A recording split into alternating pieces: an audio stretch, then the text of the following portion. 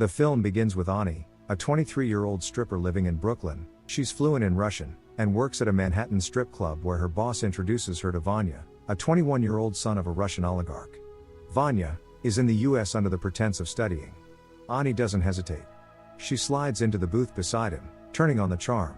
She flirts hard, letting her hand rest on his shoulder as she leans in, whispering over the pounding music. He grins, as he's intrigued. She takes his hand and leads him to the VIP room, where the lights are even lower. She gives him a private dance, her movements slow and calculated, every gesture a silent promise of something more. Hours later, Ani catches the subway back to Brooklyn. She reaches her tiny apartment, the contrast from the club's gaudy wealth stark against her creaking floors. Later, her phone buzzes. It's a message from Vanya, inviting her to his house. She hesitates for a moment, but arrives at the address he sent, a mansion. She's instantly impressed, the sprawling property and high iron gates a far cry from the cramped walk-ups she's used to. Vanya greets her at the door, his smile wide, his eyes a little glassy. He leads her up a grand staircase to his bedroom, where floor-to-ceiling windows overlook the glittering town. She pauses for a moment, taking it in, the view reflecting in her wide eyes. They make out, his hands gripping her waist, their bodies sinking into the plush sheets. When it's over, she stands, adjusts her dress, and gets ready to leave. Vanya watches her and pays her for her services. The next day, Vanya reaches out again, asking for her services. She returns to the mansion, her confidence growing with each step across the marble floors. They spend more time together, the initial transaction slowly evolving into something that blurs the line between business and pleasure. Later, as they sit on his massive sofa, Vanya mentions a New Year's party he's throwing. He invites her, his tone casual, as if this is just another whim in a life filled with fun. The following evening, Ani arrives at the mansion again, this time with a friend in tow. Her friend's eyes widen as they step inside, clearly impressed by the wealth on display. She pulls Ani aside, whispering her excitement, thrilled that Ani has bagged such a rich client. They take shots from an ice sculpture shaped like a frozen woman, their laughter echoing off the high ceilings. The night blurs into a swirl of loud music, champagne flutes, and flashing lights. Ani lets herself get lost in it, her mind floating above the crowd as the countdown to midnight begins. Fireworks burst outside the massive windows, lighting up the sky as they share a special moment. The next morning, as Ani gathers her things to leave, Vanya stops her. He offers her $15,000 to be his girlfriend for a week. She pauses, her mind racing. That kind of money would change everything. It's more than she makes in months. She agrees, slipping the stack of cash into her purse before heading out the door, the realization that her life might be about to change hanging in the air behind her. The next day, a black car pulls up outside her apartment. The driver steps out, and opens the door for her. She slides into the plush leather seat, her heart pounding, the city flashing by outside as they drive toward Vanya's world. They spend the day at the beach with his friends, the ocean stretching endlessly before them. The sun burns hot against their skin, the air tasting of salt and freedom. For Ani, it's the first time in a long while that she's had genuine fun, real, unguarded moments without the weight of expectation pressing down on her shoulders. The next day, Vanya surprises Ani with a trip to Vegas, and before long, they're on a private jet with his rowdy circle of friends, champagne flowing freely as they soar over the glittering skyline. The party kicks off almost immediately, spilling from the velvet-lined corridors of their suite into the bustling casinos below. Vanya and his friends toast to freedom, their laughter echoing off the polished marble as they drain glass after glass, the night spinning into a blur of flashing lights, pounding music, and drunken promises. Later, as they lie tangled in the silk sheets of their penthouse, Vanya's tone shifts. He tells Ani that his visa is about to expire, meaning he'll have to return to Russia soon. He pauses, then suggests something bold. If they marry, he can stay in the US for good. Ani, still riding the high of the night, agrees without hesitation, her mind too clouded by the champagne and the thrill of the moment to consider the weight of the decision.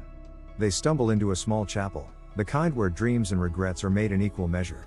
A lovely woman officiates as Vanya slips a ring onto Annie's finger, his eyes gleaming with a mix of excitement and reckless abandon. The next day, they return to Brooklyn, the reality of their decision still a distant thought. He buys Ani a large wedding ring and an expensive fur coat, draping her in the symbols of his wealth as if to seal the bond that just formed. Ani resigns from her job, tossing her old club outfit into a duffel bag for the last time.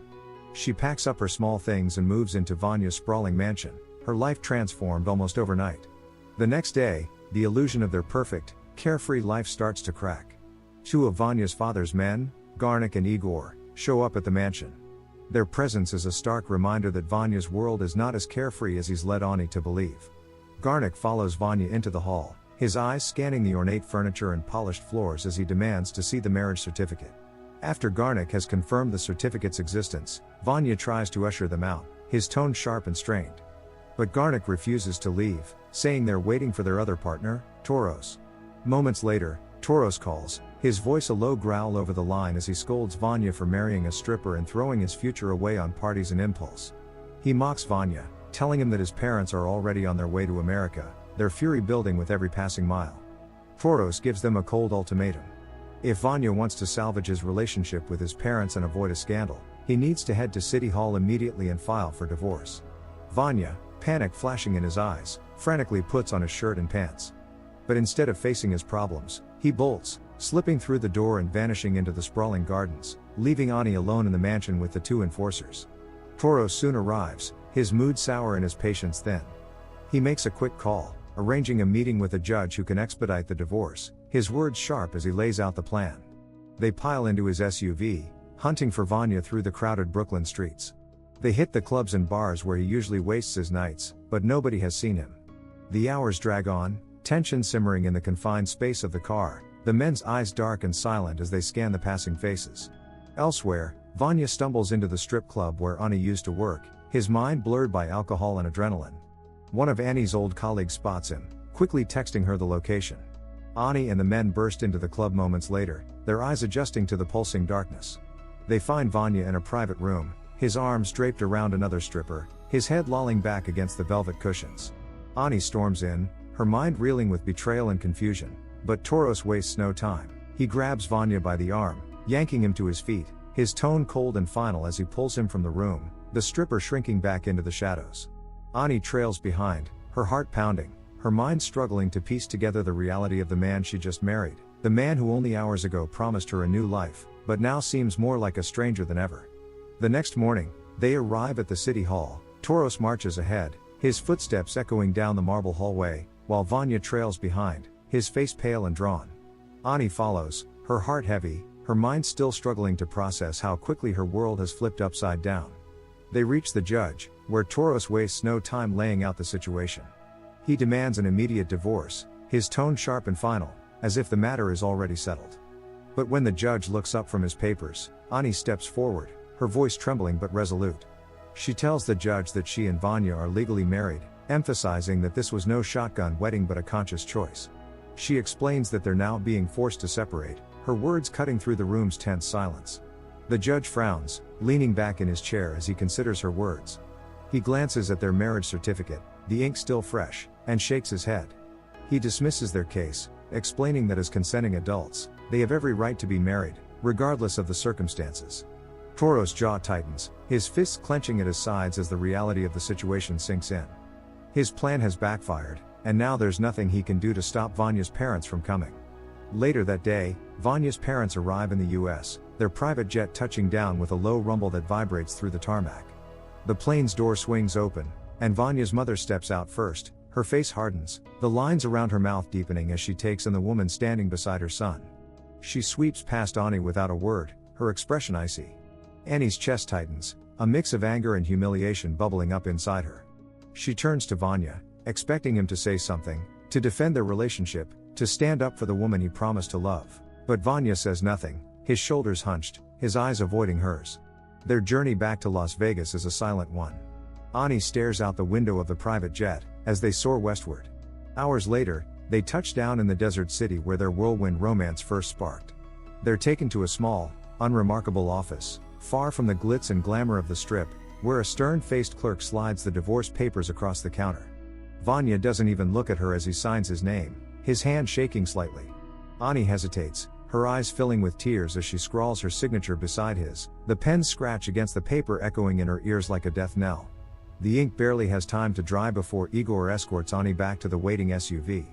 They go back to New York, and Igor drops her off at her place. Ani, still heartbroken, gets on top of Igor and makes out with him, but her tears return, her sobs muffled against his shoulder.